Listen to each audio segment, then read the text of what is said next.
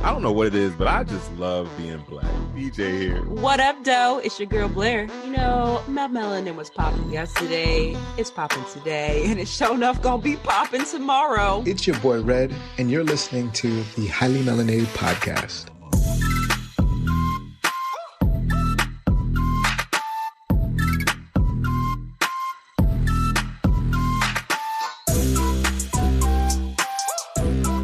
Hey guys. Welcome back to another episode of Highly Melanated Podcast. The safe space where... The safe space or what? Bring it to us. The safe space where... The safe space where it's great to celebrate all of you niggas. Wow. What a way to start that out. That's how you make a statement, okay? Okay. PJ Still, aka Rump Shaker, aka Mr. Boombastic. You know what? Mr. PJ Tastic, aka I'm so excited for everything that this year has in store. Is here. Red, even though it's not Christmas, I'm making that list and I'm checking it twice. I'm hitting all them goals. I don't care what stands in my way. I'm going to get it done. And maybe a little Tootsie Roll in between.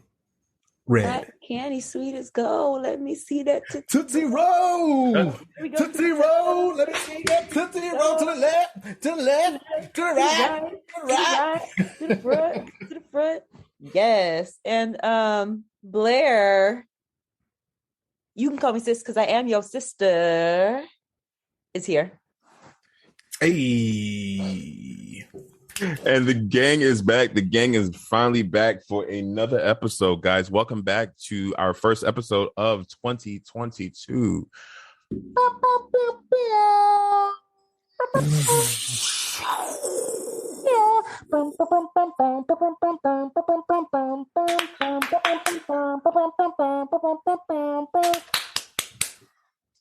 Come on.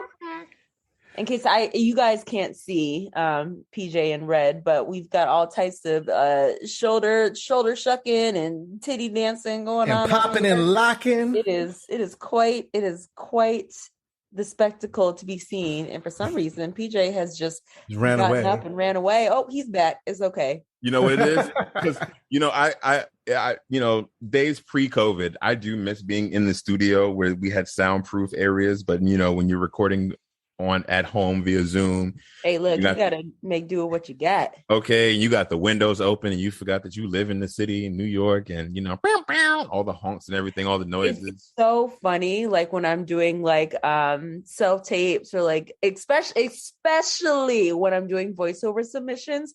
Oh my god! Like I play them back, and I'm like, you can hear the freaking train like in the background.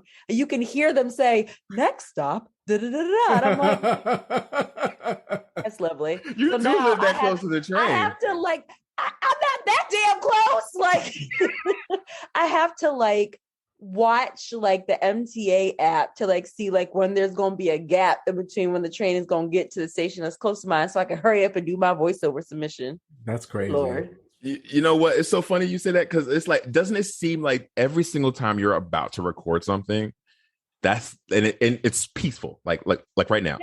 The whole time you're setting up, when you're setting up all your equipment, it is pin drop silent. But as soon as you press that record button, all kinds of chaos. Everything, all the chaos comes in. I hear everybody. So in my building, when the door opens, you hear the beep.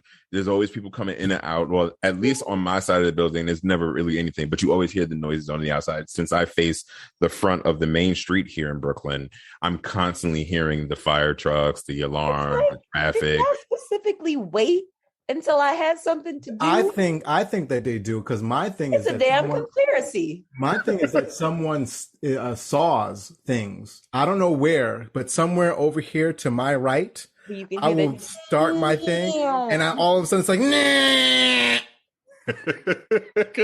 Yep, sounds about right. All right. And as always, guys, you can follow us as you have been. And those of you who are, this is your first time here, welcome, niggas. We welcome you. Because apparently this is the safe space for y'all niggas. So listen, what other space is there than a space that's called highly melanated? All niggas is welcome. All are welcome. All are welcome.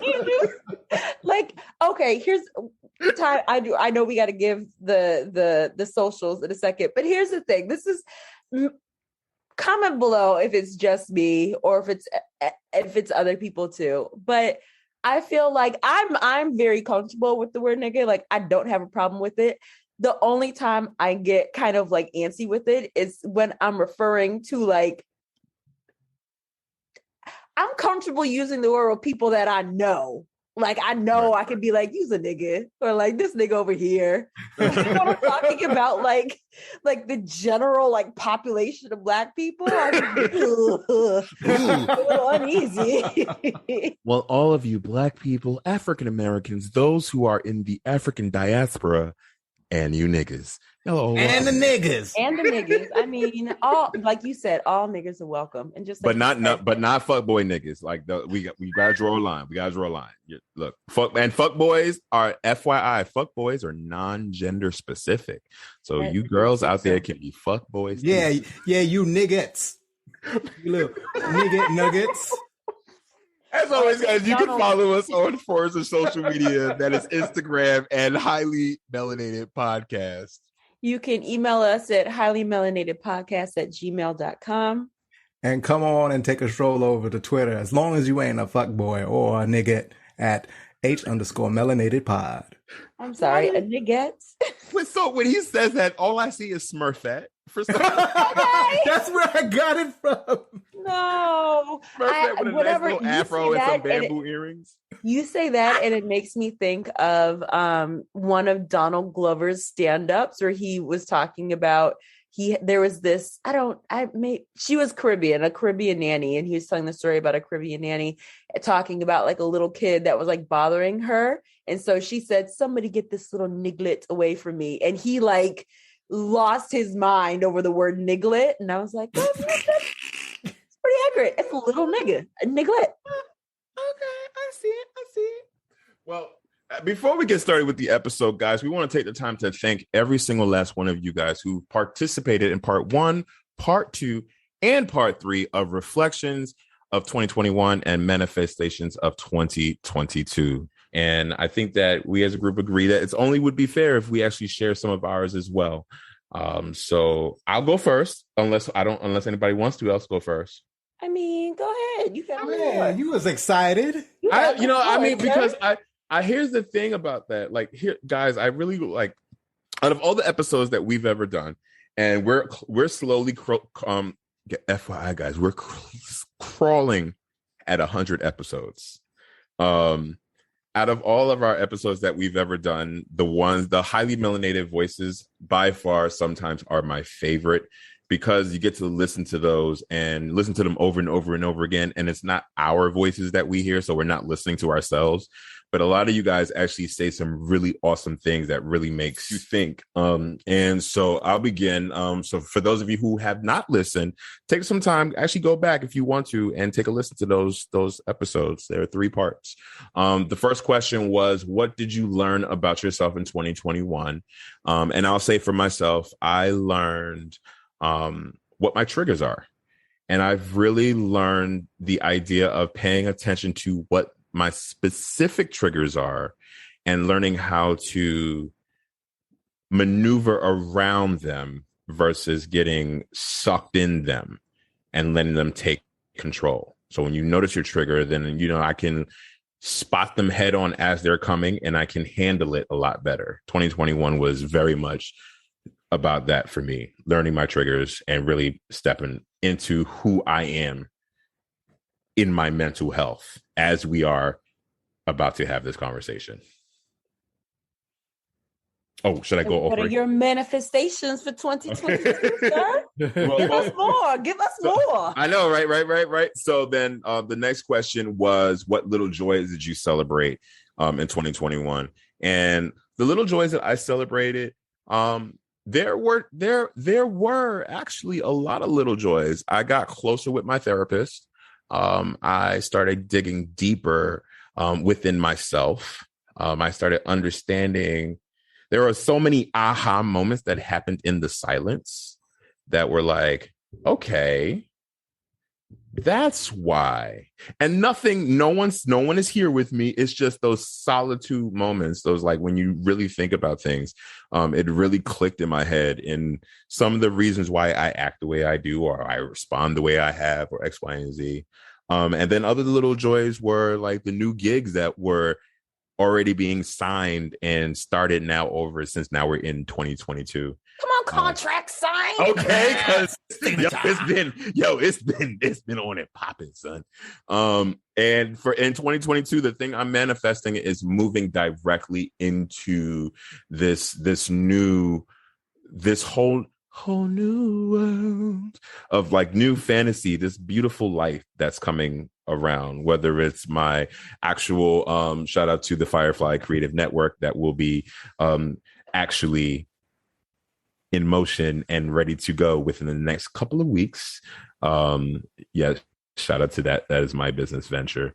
And some other things that I don't want to talk too much about, but just really, really happy that things are moving. What about you? Yeah. Nice. Yeah. He loves it. I mean, like, I know y'all guys can't see this, but like, he's just glowing and just. Okay, he's got that. Like, his cheeks are just two big old apples right now. Right, I was just all like melanin just shining through, all the way up at his eyeballs. Oh, guys, please stop. Keep going. If you could feel the warmth that's coming from his face right now. Amen. Nice.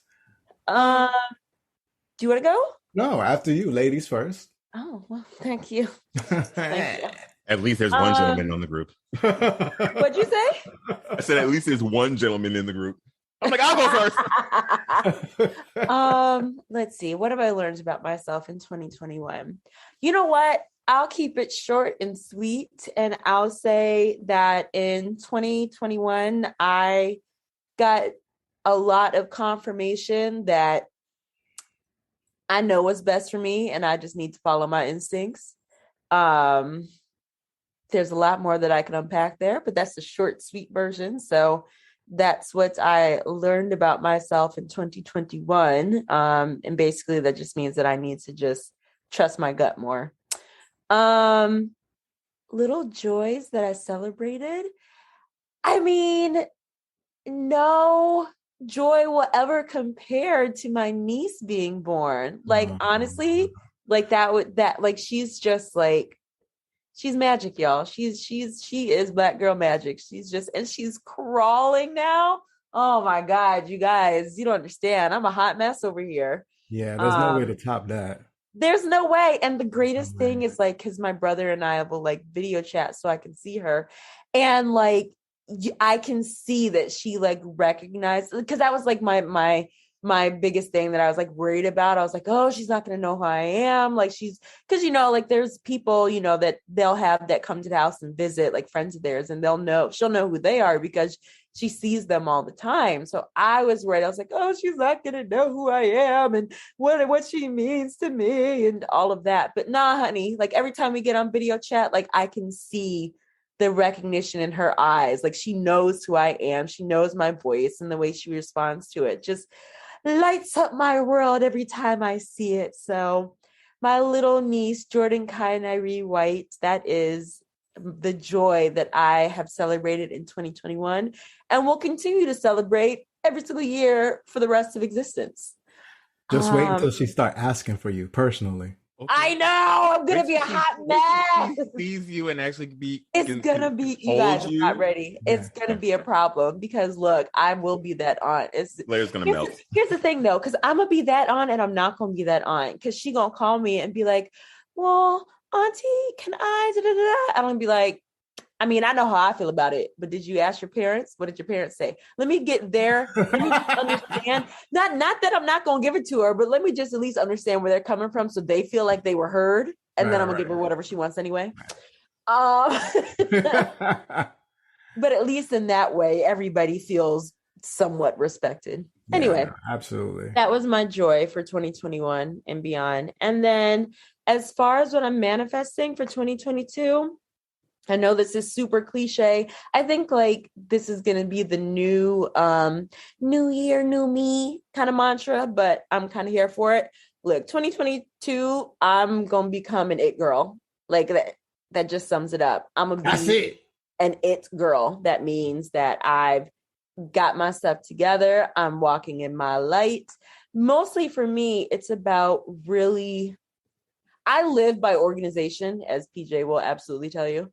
I live by an organized like lifestyle. So I am really working to just kind of fine tune that as far as how my organized lifestyle will help me accomplish the goals that I have for myself.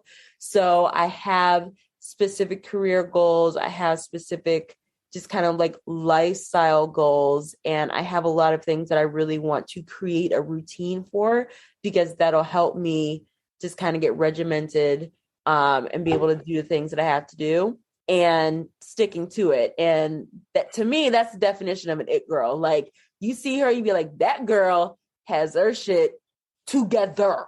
Like she is goals. And I'm a mean it girl for 2022. I am manifesting that. So there you go. From then on out, there you go.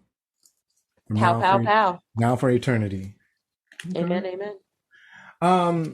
So it's funny. I learned a lot. I feel like as the years go on, each year becomes more jam packed with things that we learn and things that we're, doing and how we can utilize them. For me, what did I learn about myself in 2021? I realized that, there was a lot of things that I made myself small, and I made myself small for a lot of different reasons. And I realized like that was holding me back a lot. And once you realize like why you were making yourself small and that you no longer want to do that, you start to realize that all the doors starts falling off the hinges and everything is open to you. So I realized that I was making myself small, and I changed that. Some of the little joys that I celebrated this year, this year, 2021, was that I realized that I made a lot of headway. I made a lot of headway with a lot of my craft. I mean, I look at like some of my archives and all of the stuff that I posted, and I realized like it is just night and day compared to 2020. So I look so forward to 2022, really just flowing and really creating and being my best self. And really, like I said in the beginning of our intro, just really just checking all the boxes and growing and then staying committed to it. Because that's a big part of it too. Because I don't know if you guys, I don't think I talked to you guys about this, but one of the things that I said I was going to do was study languages. And so I've been doing that consistently. And tell me why, when I was going to the airport on my way to the audition, I had my Uber driver, Eduardo, thinking that I was Dominican, and he was having a whole ass conversation. I was like, yes, no. And I was just like, not even thinking about it because it was just becoming second nature. And I said, he's like, you don't speak Spanish? And I was like, well, I do. And then we started having a whole ass conversation for about 45 minutes because we were stuck in traffic. And me realizing that I actually am making some headway once again with something that I'm remaining committed to. So, if you want to speak a little Spanish to me, I'm here. Hello, que mi pana. Hi, papi. That's all the Spanish I know. Ay, caramba. So yeah. Fantastic. Yes, sir. That's what you're manifesting? Love to see it. What I'm looking forward to is just everything that I'm doing, manifesting these auditions, manifesting, these gigs. I just recently got cast for an audition. So yeah, he did. I will be putting that out soon. So I'm very excited. 2022 is mine. Yes, Okay. yes. Now, all right. So before I jump into this, I'm listening to you, Blair, talk about yours, and I was curious what it would be like for you, in the spirit of Harlem, and not the city Harlem, but the Amazon show. Shout out to both my co-hosts right here with both on their show. Shout out. But in the spirit of Megan Good's character, because which you remind me a lot like her, as far as like her organization and how things had to be this way. Have you ever challenged yourself to not be so organized and let the cards fall where they may? So it's not so much about like not being able to let things happen however they happen. Like I'm here for that. And I personally feel like I have a pretty good balance with those two things. But like when it comes to anything that's expected of me or anything that I have a commitment or an obligation to, that's where I like to be regimented. So like as far as like things that I'm doing for my brand or things that I'm doing for work or things that other people are expecting, like for me, like for example, in my personal life, like my brother and his fiance are getting married and I'm a bridesmaid. And so like, there's a lot of things that like, she's like looking for like us to do. And I've created all kinds of just like things that like help us like get those things done. So that's what I mean when I say like, I want to have, a organization about things, but I do think that I do, or at least I feel like I'd like to think that like I do also have that side of like, like what may come and I'm here for it, whatever it is. I like to see like where the cards like will fall. But if I have any control over it, then I like to try to at least do what I can so that I can feel like I made the best outcome possible happen. Can I just like say something to that really quickly? Because I literally just said that to I won't put their name on blast, but I just literally said that to somebody just the other day, that sometimes as artists or even as people who just normally work, we put so much stress on making sure that it's the best that it could possibly be because we want to make sure that we put our best work. So as artists, we try and make sure that we do that. And then we spend too much time into trying to perfect it. And then we never get it out. So that's actually one of my things that I've also realized about myself as well, that I just have a very fuck it attitude about everything now. So this is why I've been posting so much more content recently, because I'm just all like, it's either going to sink or float. Mm-hmm. That's it. And if it doesn't float, then that maybe you shouldn't do it again. Mm-hmm. But that's a part of the learning process. That's the only way to see what's going to work or what's going to land is, got to put stuff out there. And that is something that I have recognized about myself is I do like you said, like all of us creators kind of like we hoard our projects until we feel like, it's perfect and we only want to put it out there once it's perfect. But like, and then we never feel like it's perfect. So we never put it out there. But yeah, I do need to take a little bit more of a, as you so eloquently put, Chris, a fuck it attitude towards stuff like that. I definitely agree with that because I really do need to, I've been holding on to the DU project to bring that back out because I want to do it a very specific way. Mm-hmm. But at the same time, the way things have been coming to me and people who want to be a part of it in the way that I kind of wanted to go, like still in podcast form, but out of the world of audio. I don't want to lose the momentum that's going, but also at the same time, you got all these other things that's going on. Like, I'm teaching now and I will be hopefully pretty soon working with the mayor. So like, there's a lot of things that's going on and things that are moving that I want to make sure that I don't, number one, put too much on the plate, because make sure this mental health is okay. Look, okay. As we're about to get into in a really short moment, it's really important. We want to make sure that we don't overwhelm ourselves, even though we know we can. That's another thing I learned about myself, like learning when to say no, learning that no is okay. Like, no, I'm good. Like, I can help you find somebody who can do what you need, but I can't do it because I don't have the capacity for it, and it's okay. So, Before we get into the episode, I want to bring a new thing that we're gonna do. Hopefully, we'll see how this goes. This is a little. If those of you who followed us from the very, very beginning, you remember we used to have this thing called our melanated senses, and those were things that we seen, tasted, touched, heard, and smelled. Oh, excellent Wow. job, sir. Excellent job. You almost didn't make it. I saw the look on your face, the panic. There was a small moments of panic there. Yeah, that we're full of melanation. We're not going to really call it the melanated senses, but it is going to be a melanated moment, something that we've experienced throughout our week. That was blackety black things you see in your world. And the blackety black things that I'll bring up, and we're only going to do one each one. So, you know, we want to keep these conversations moving and going because we enjoy you guys sticking around and staying tuned. My melanated moment goes out to this brother who was talking to his son.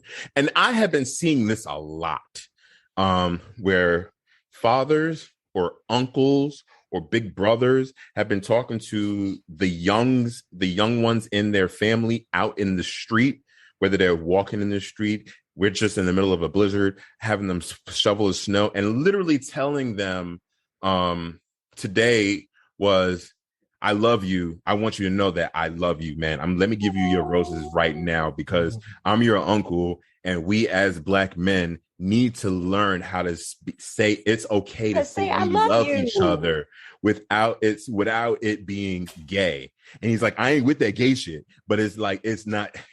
I was like, why he had to ruin that? Wait, did he actually follow it up with that? Yeah. God damn it! I was leaving my uncle's house, and I was like, put my headphones. It was almost a whole moment, sir. I was taking my time. I was like, okay, why?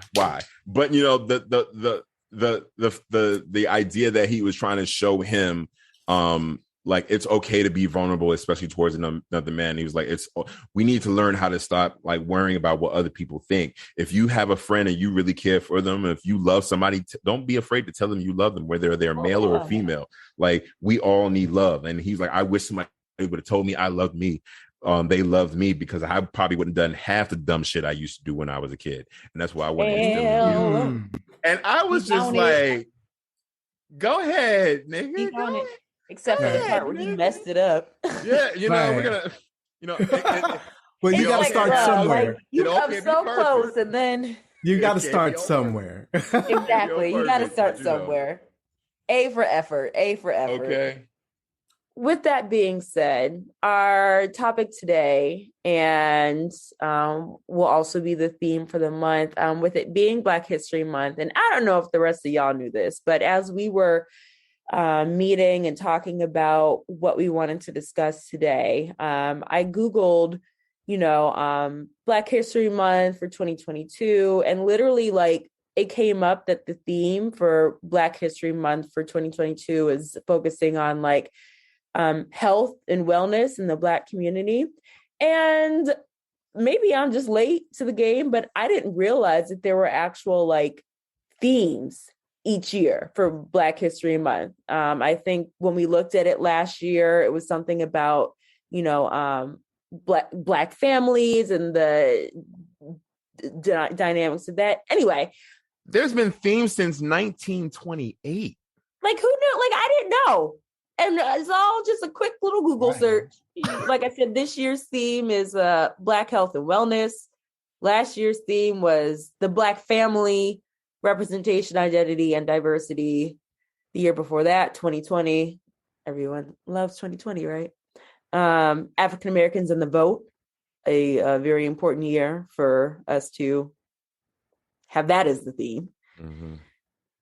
Before that, 2019, it was Black migrations. 2018, African Americans in times of war.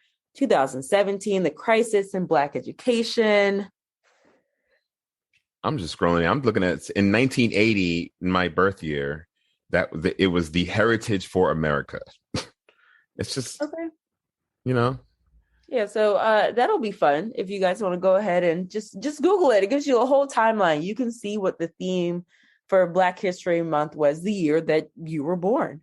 But this year's theme, as we said, is health and wellness. And so that's what our topics are going to be focusing on this month. And we want to take some time today to specifically talk about our personal experiences with health and wellness in the Black community. And so with that being said, I just want to open up the discussion to see what you guys have to say about, one, the importance of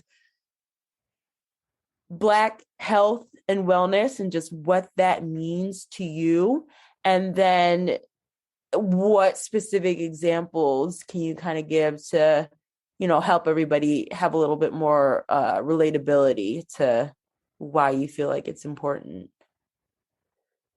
Like, I know I'll say me, for example, like I said, so far there's been a lot of change this year. There's a lot of change happening in my life and in the lives of those around me. And sometimes that's a lot to deal with, like that's a lot, not only physically, but it's a lot mentally. And I love that over the last couple of years, and probably longer than that, but specifically in the last couple of years, you're hearing so much of support for mental health in the Black community. Because look, okay, we have church, and church is amazing, and church is fulfilling, but therapy is too. Okay.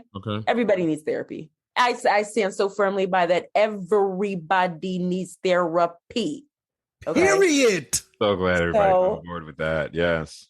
As I was in the process of seeking out a therapist, it was really important to me to be able to have a therapist who I felt would be able to give me relatable guidance, relatable advice. And so what does that look like? That to me, that means somebody who has experience with what my life is like.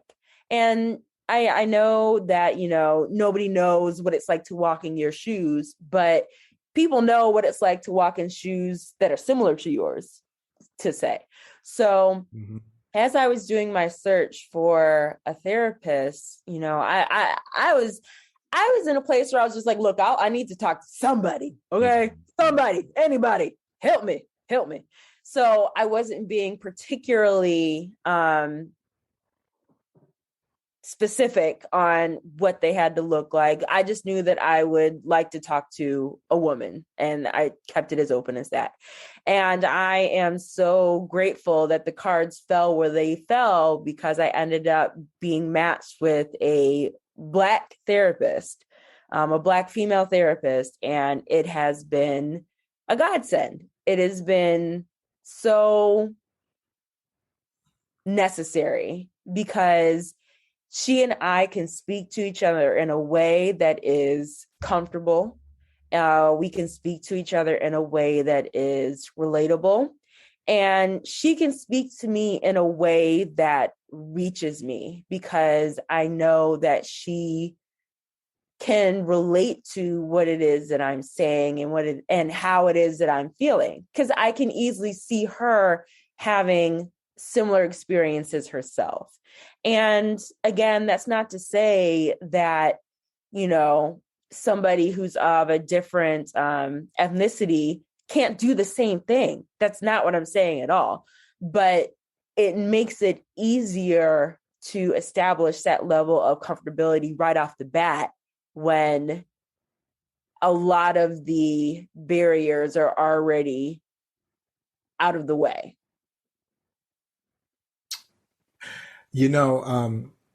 I agree 1,000%. So, I'll just say this again. It's okay to get therapy. Everybody needs therapy. I think the notion is, it's changing, but I think the notion is that we have church, or we have we have some outlets already, and we can utilize those, so we don't need this extra outlet, which would be therapy, and I extra in quotations. But at the end of the day, it's about your health. It's about improving yourself. not just 75%, not just 80%, but 100%. So why would you not utilize all tools that are available to you? So everybody needs therapy. If you feel like you need it or somebody mentions it to you, it's worth really looking into it. I'm glad that Blair, that you was matched with someone that is relatable to you, right? Because I think when I went to go look for a therapist, that was one of the things that I wanted as well. I wanted there to be a certain level of comfort that was there, a certain level of understanding that I wouldn't necessarily have to explain to someone who is not necessarily a person of color and not necessarily a man. Because if being that I'm a man, being that I'm a black man, another black man would understand like where I'm coming from. And there's less barriers and less things to explain, and there's less minutia to kind of cut through. In healthcare, we simply just don't have enough of that.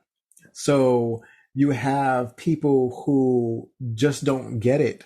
And because they don't get it, they miss certain things, whether it be in mental health or whether it be physically, right? Because and I'm not saying that everyone's like this, but it makes you wonder, if I'm a white male who is a doctor who is trying to take care of someone who's black, do you understand like how I grew up, where I came from, the fact that, diabetes, X, Y, and Z runs in my family, the things that I've gone through, my stress levels, you want somebody that can relate to similar circumstances that you've been through. And go ahead. No. I'm sorry to interrupt you. I think that that's like the important part that I want to make sure that we're like clarifying is the relatability aspect of it, because like we were saying before, this isn't to say that somebody who's a non-POC could not be helpful. Like I want to make sure that we're not, that's not the message that we're trying to deliver. What we're saying is there's a difference between somebody who logistically understands what it's like walking through life as a person of color and somebody who relatably understands what it's like to walk through life as a person of color. It's one thing to understand it, and it's another thing to live it. And in order to feel heard and feel understood, it's easier to do that with somebody who you feel like has walked the same walk. It's go ahead, PJ. No, so like, I mean, I'm gonna go into mine. So if you want to go ahead, keep going. No, the only thing that I was going to say is, yes, I agree with you 100%, Blair. This is not to say that people who are not non-POC, that they can't be helpful. But I think that there is just so much room for people to miss marks, whether it be mentally or whether it be physically. I mean, outside of like my therapist and the fact that this gentleman is able to relate to me because I'm another black man, physically, people who I've spoken to who have never had a black doctor, there's so many times where they're trying to tell people or tell the doctor that there's something wrong and they just don't want to listen to them. I mean, how many times have we heard that story where black women and black men are, ailments are just dismissed because, oh, that's not a thing. I heard it yesterday. Oh. So here's my thing. I'm really, really sensitive about this. And I've talked about this. I think I've talked about this briefly or in detail. But so it was a really interesting find or looking for a therapist for myself. Right. And at first I had shout out to Kathleen.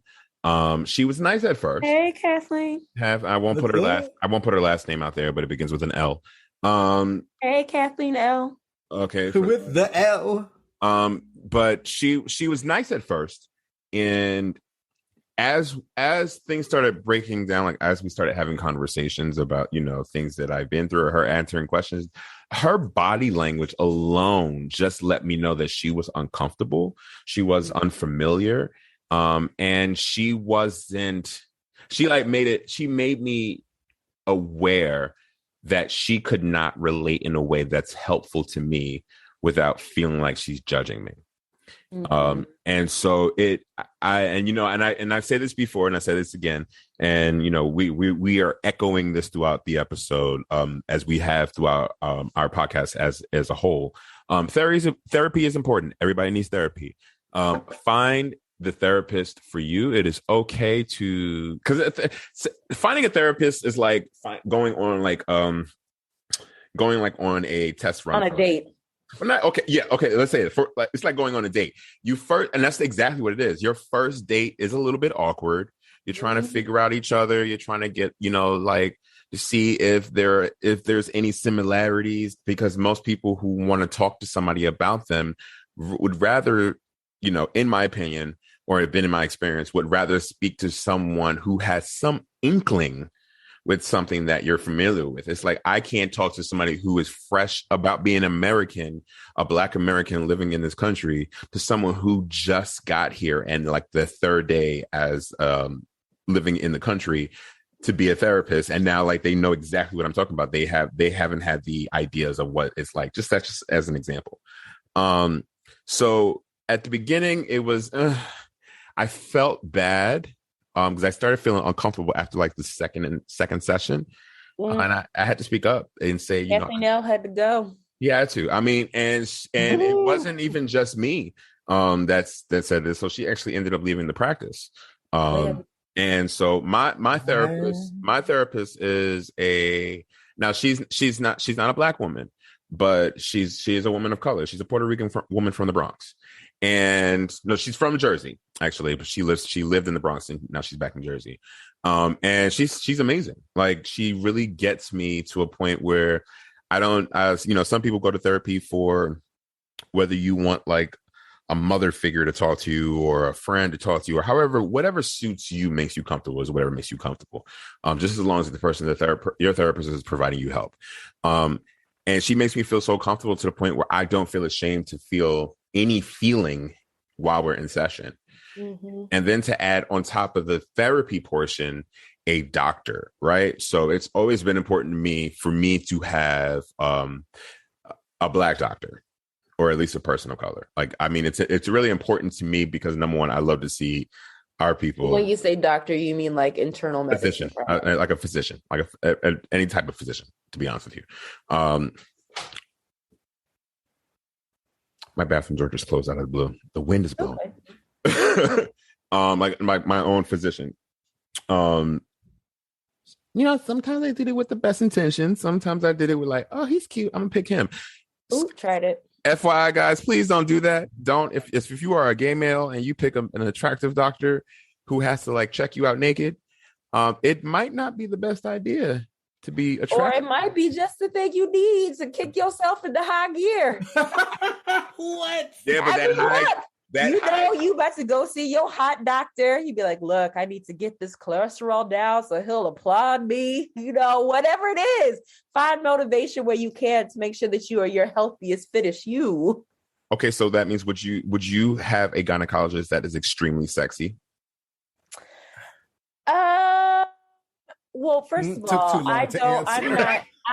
my preference is female gynecologists. That's just my preference. But I have had male gynecologists before, and honestly, like it just makes me uncomfortable, the fact that it's a man. So I have never really been in that situation where it's like, oh, my gynecologist is extremely attractive, or at least I've been extremely attracted to them. Let me say that.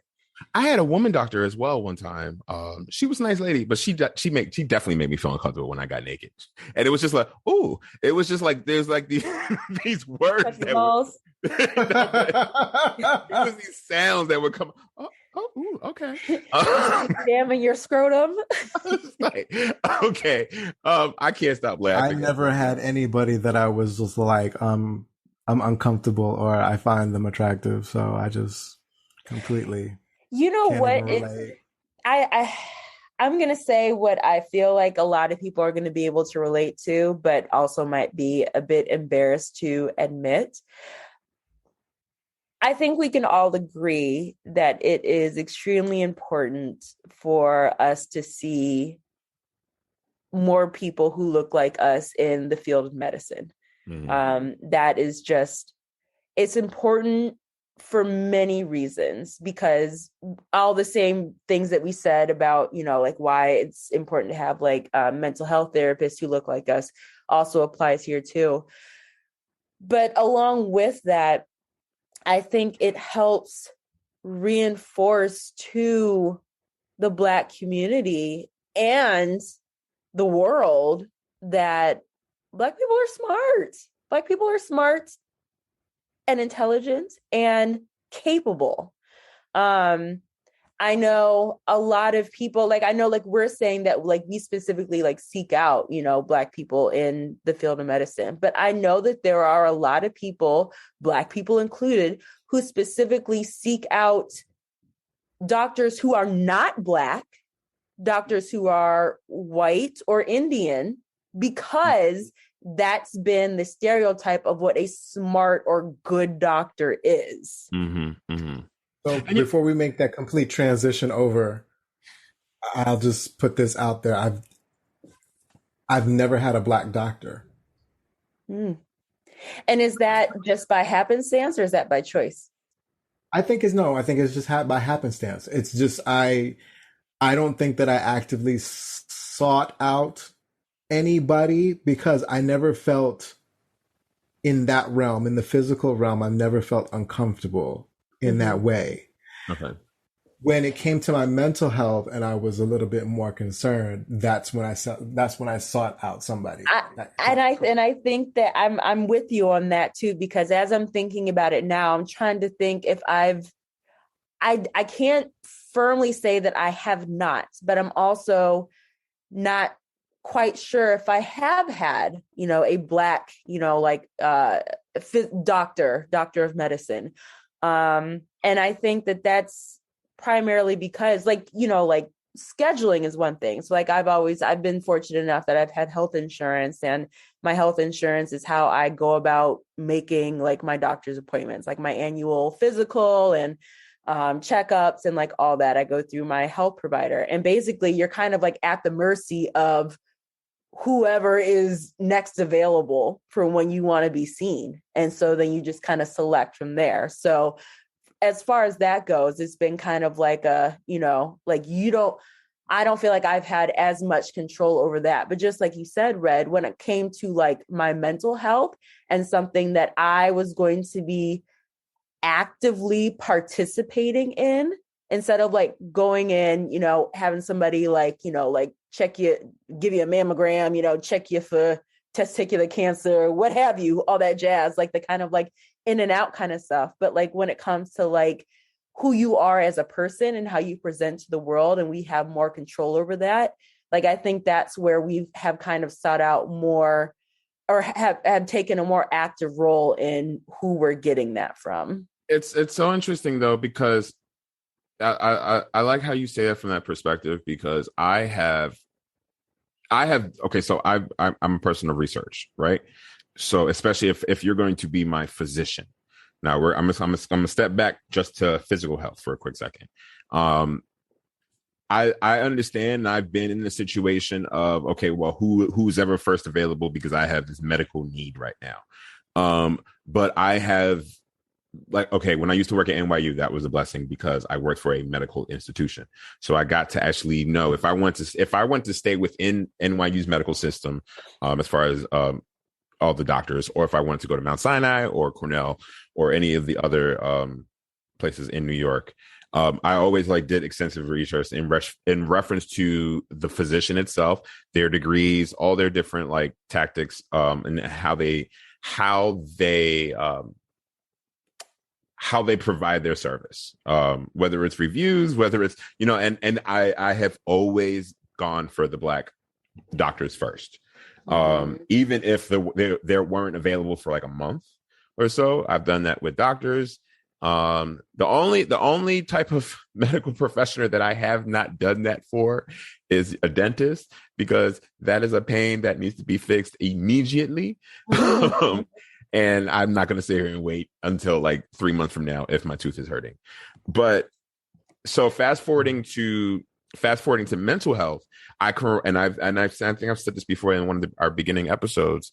I can remember back when I was younger and I was living in Newark, and I went to my therapist, or who was supposed to be my therapist, and she, without looking at me, without like really even paying any attention to me, just heard what I was saying and how I was saying it during that time, even though during that moment was a traumatic experience I was experiencing. Immediately, she diagnosed me with bipolar disorder. And I was not bipolar. I'm a version of it, but that's not, what she was prescribing me, lithium, was not going to help my situation. It was just going to literally be like, hey guys, how are you? And that's not what you say lithium. Isn't that what you put in batteries? Well, yeah, that's what if you are diagnosed. That's the thing. You are about to be the Energizer Bunny. You are diagnosed bipolar. The actual standard drug is lithium. Or some variant of it. So it wasn't until like I spoke with my physician and I told him about this, and I've been comfortable with him. Now, mind you, my physician for a really long time was my adolescent doctor. And it's because I was so like comfortable with this man. I am now 30 and like still seeing an adolescent doctor, and he's like, you need to see an adult doctor soon. And I'm like, but you like, right, they don't get me like you get me. We see each other. We go way back. They don't get me like you get me, bruh. Why would I go to them other people? Yeah, it wasn't until he couldn't answer a certain specific question that I had that I was like, no, maybe I do need to. And that's the part of the research, trying to figure out a doctor that's actually good for you, and one that's actually going to be suited for your actual physical need the most, mental need the most, emotional need the most. But for me, it's always been, and maybe that's because of the way I was raised, the way my father raised me, bet on black first. Even like in roulette or the table, like bet on black, always bet on black. So I've always been trained in my mind to, not that the black doctor is better, but try to find one first, because we need more of us in that field, and the more of us need to be seen and valued before, because there was a time, obviously, that they did not matter, or it wasn't concerned. And so really quick before you move on, or anybody wants to say something else, it's so interesting.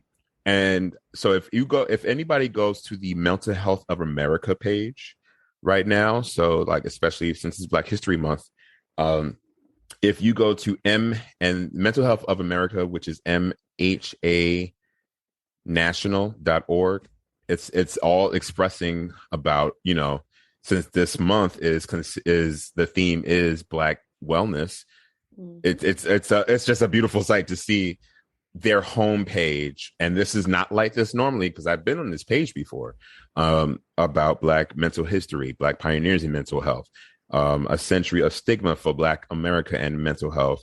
There are several different tabs, and I suggest that everybody at some point in time, just like look at some of these things, even if it doesn't really affect you, or if it doesn't, it doesn't hurt to know more. I think knowledge is power. So no matter what, just like, it's a click away. We click all day on Instagram or whatever. Look, everybody here, clicking. But how about we click on something that's going to help us, and then go back to the fun stuff. But no judgment. Do you? But I would switch it up. You can mix it. We smart enough to mix it up. I think so. You over here talking about no judgment. I make sure that I do my Bible study every morning as soon as I wake up, so that way I don't feel guilty about being on TikTok for the rest of the day. I'm not even kidding you. And I'm pretty sure I literally, like, it is the first thing, because I realized, like, I know we're off talking here, but the guilt was getting me. I'm like, I'm over here. So that's why I did that TikTok. It's like, good morning. It's time for TikTok. Oh, wait, I'm sorry. Thank you, Lord, for waking me up this morning and setting me on my way. Okay, now it's time for TikTok, because it was getting rough for a second. Anyway. No worries. Click and find out something good.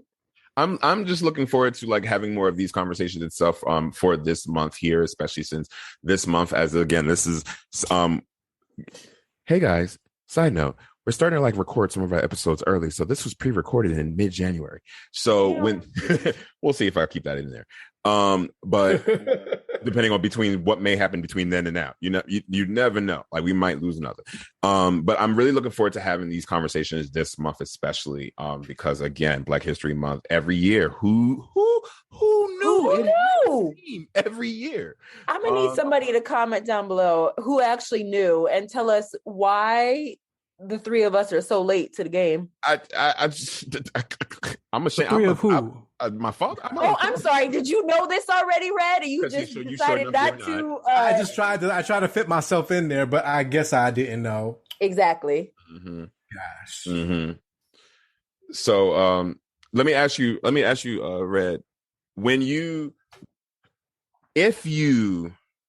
are you going to take some time to think about looking in towards having a Black doctor, physician? At the moment in time, no, because I'm comfortable with my doctor. Mm-hmm. Okay. I mean, if things change, then yes. But I never, going back to what we were saying before, I never actively was looking until like it was a little bit more serious for me. Mm-hmm. And then also I never had any serious issues. See, and that's another thing. If it was like I had problems with people in the past and I'm telling them that there was something wrong with me and they're just like, oh no, just go lay down and take a nap, drink some ginger ale. So drink some ginger ale. So I mean, I forgot what show this was, and this is a very like. It's also depends on what area you live in, right? So you don't plan on living in New York for the rest of your life, just like I don't plan on living in New York for the rest of our lives, right? Or maybe you might want to. I'm not really sure. I think we've discussed it, but I'm not telling your business. We can cut this out. Snip, snip, cut. So I remember watching. I forgot what it is. I think it was The Chi. When she was pregnant and they were trying to induce labor, and she went to this white doctor, and this is how they do in certain inner cities where the population where is majority Black. Unfortunately, the physician that we go to in those areas are of non-melanated melanin. As I was listening to some of our old episodes, and I was just like really intrigued with some people's terminology. And Kelly from our reproductive justice, shout out to the Department of Health and Mental Hygiene, who came on last year. She had this term, the melanin deficient people.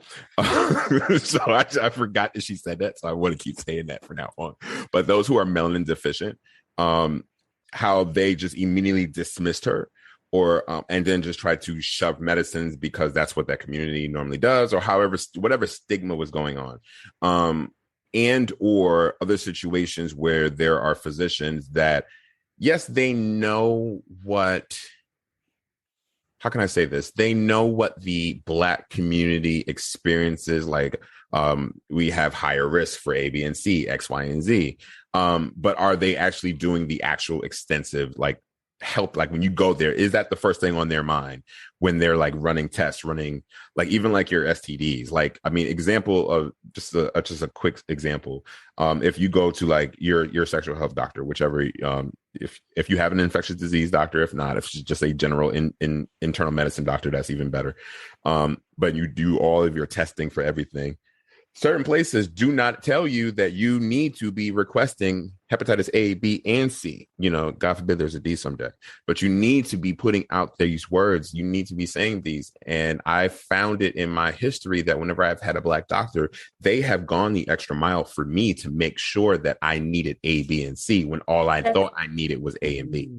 That's what I was going to say. Just as much as it's important to us, I think Black health professionals have that level of importance with them where they're like, I want to help people who look like me, and I want to educate people who look like me, because we're not given, or we don't have access to the same level of information. Like just that's a prime example that you gave. Somebody else might have known like, hey, like I need to look into X, Y, and Z, but just the way that education works and the way that this country is systematically set up to have us not advance, there's just things that we don't know. On every level, every level, from political to educational to physical, mental health, every level, the system is set up in this way. And it's keep us from advancing. It's interesting. Like, okay, so now also I service in the community that I service, which is Brownsville, Brooklyn.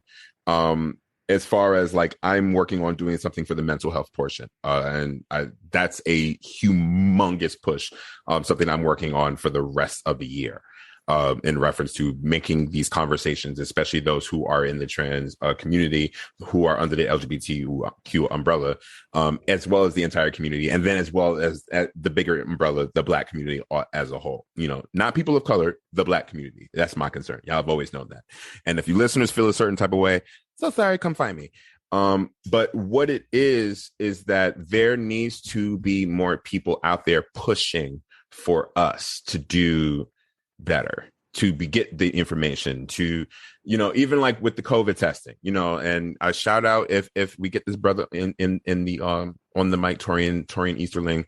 I'm praying, I'm saying it now to put it out there in the universe. Come on. Okay, so like, I'm waiting for his office to get back to me, but we should be having him here. I can't wait to have this conversation in depth with him.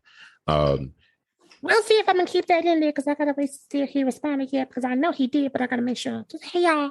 All right, so I'm just can't wait to have this conversation with him, and I know that there are, because I did see his interview that he did on Street Shoulders with Lisa Evers. Shout out to Lisa Evers, the one white woman who's been doing this forever. I think she's Puerto Rican, but I think she's white. But yeah. I don't know. I mean, you know, she's an older woman. She's dope, but I've been listening to her for years. So, but I really can't wait to have these conversations, especially these conversations with our actual city council representatives. What are we doing for the people, the Black people in our community now, not just in New York State, for all of our listeners out there in every state that you are in any county that you are in whatever your municipality is, whatever district you are in, please, please, please, please, please, please. And this is going to be my last point, because I tend to ramble when it comes to this, because I'm really passionate about this. Please make sure that you are in contact with your city, your local legislation. Also find out who your city doctor is. Every city actually has a doctor, guys, if you did not know that, who your representative is for your mental health. There is someone dedicated specifically for that part of the government, so to speak, air quotations with that, for you guys. So please, like, do some extensive research. It's just a Google away. Okay. Google out here saving lives, honey. Okay. Now, you know, I think there's so many different parts to making sure that we run our community really well when it comes to healthcare, that I actually can't wait until we do have our next guest speaker on, because I remember I told you that one of our fraternity brothers, he works for New York Presbyterian, and I decided to pick his brain. I'm going to try and see if I can get him on as well. But I was picking his brain, and he said these are some of the things that we need to look at when it comes to. No, I was just saying, shout out to Iota Phi. I was just saying, shout out to Iota Phi. I was just saying, shout out to Iota Phi Theta Fraternity Incorporated.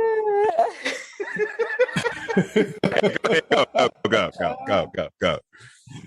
Oh, he said these are some of the things that you probably should look at, because and this is why it's important to have people that look like us, that are us in the health space. But there's an issue when it comes to just global policy level, just creating laws and resource allocation and prevention, lack of green spaces that are quality. So the importance of having quality parks and outdoors and things of that nature that will help you 9 times out of 10 get rid of some of the more basic ailments. Lack of access. So we often think of the United States as everybody has a cell phone, but everybody doesn't necessarily have the plans for those cell phones. So it becomes a digital barrier. It becomes there's issues with Wi-Fi. People are not always tech savvy because they're older or aging. Healthcare services per capita, there's just not enough people that are actually looking at at what we need in each of the areas. Provider bias. So, you might have a PCP that's there to like help you out, but because they're not able to relate, they don't understand the severity of whatever ailments that you're trying to tell them.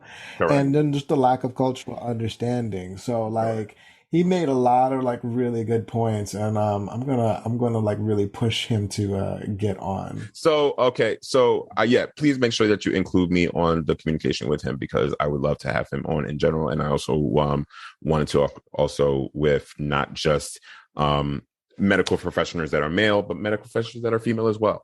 I mean, I think that that's also the important thing about us. Like, we need to see ourselves in all different aspects. And with that also means medical professionals who are non-binary.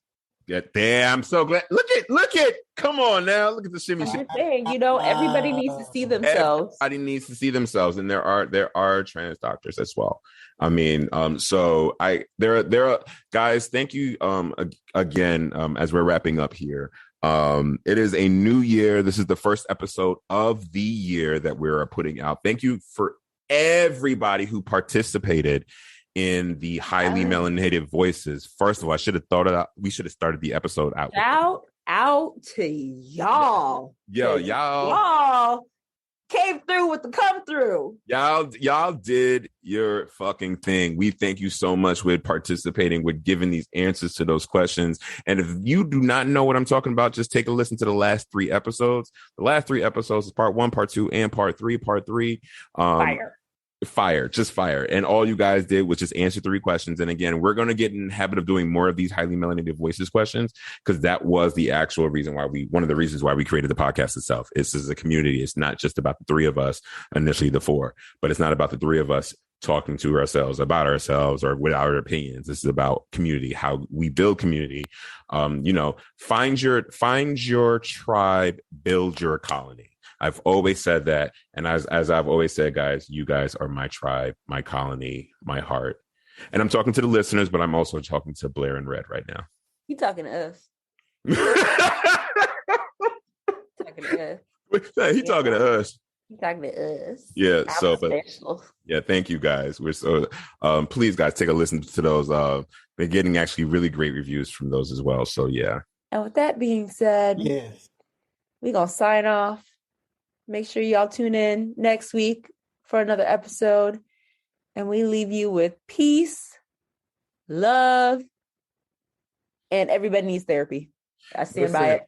Everybody, I stand by it. I need your mama, your daddy, your brother, your sister, your uncle, your aunt, you, your friend, your best enemy, your teacher, your teacher's teacher, your teacher's student, your teacher's second cousin. Enemy, though.